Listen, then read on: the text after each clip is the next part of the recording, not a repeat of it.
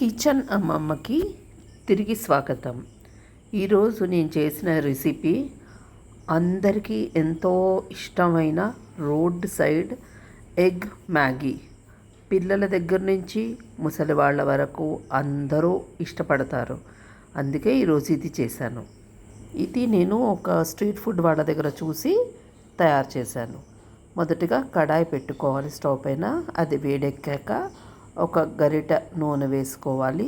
నూనె వేడెక్కాక ఒక అర చెంచాడు జీలకర్ర వేసి వేయించుకోవాలి. జీలకర్ర వేగాక కడిగిన కరివేపాకు కొద్దిగా వేసుకోవాలి. తర్వాత 3 నుంచి 5 పచ్చిమిరపకాయలు కడిగి సన్నగా తరుక్కుని వేసుకోవాలి. తర్వాత ఒక మీడియం సైజు ఉల్లిపాయ, ఇది కూడా కడిగేసుకుని ఇలా చీలికల కింద కట్ చేసుకుని దాన్ని కూడా వేసేసుకోవాలి. ఉల్లిపాయలు వేగాక ఒక చిన్న చెంచాడు అల్లం వెల్లుల్లిపాయ పేస్ట్ అది కూడా వేసేసి వేయించుకోవాలి.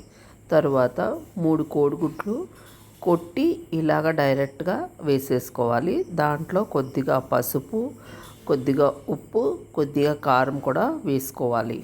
ఇలా చేయడం వల్ల ఏంటంటే ఎగ్గులో కూడా ఉప్పు కారం ఉన్నందుకు మనకి రుచి చాలా బాగుంటుంది. లేదంటే ఎగ్ కొంచెం చప్పచప్పగా ఉన్నట్టుగా అనిపిస్తుంది. అందుకే ఇలా వేసేసుకుని ఎక్కువగా కలుపుకోకూడదు. ఒక్కొక్కసారి మధ్య మధ్యలో కదుపుతూ ఉంటే ఎగ్ అనేది పెద్ద పెద్దగా ఉండి టేస్ట్ బాగా ఉంటుంది. ఇప్పుడు ఈ రకంగా అయ్యాక దాన్ని ప్లేట్లోకి తీసి పక్కన పెట్టుకోవాలి. తరువాత అదే కడాయిలో చిన్న గ్లాసు, మనం టీ తాగే గ్లాస్ తోటి 3 గ్లాసుల నీళ్లు పోసుకోవాలి. కొద్దిగా ఉప్పు కూడా వేసుకోవాలి. నీళ్లు మరుగుతున్నప్పుడు మ్యాగీ టేస్ట్ మేకర్ ఒక ప్యాకెట్ కట్ చేసి వేసుకోవాలి. తర్వాత 2 మ్యాగీలను చిన్నగా ముక్కల కింద కట్ చేసుకుని పక్కన ఒక ప్లేట్లో పెట్టుకోవాలి. ఈ నీళ్లు మరిగాక ఈ మ్యాగీ మనం ఏదైతే ముక్కలుగా కట్ చేసుకున్నామో అది అంతా అందులో వేసి మధ్య మధ్యలో కదుపుతూ ఉడికించుకోవాలి. నేను ఈ రెసిపీ కోసము 2 మ్యాగీ ప్యాకెట్స్ వాడాను. ఇది ఇద్దరికి చక్కగా సరిపోతుంది. ఎందుకంటే దీంట్లో మనం 3 కోడిగుడ్లు కూడా వేసాం కదా, అందుకని పర్ఫెక్ట్గా సరిపోతుంది.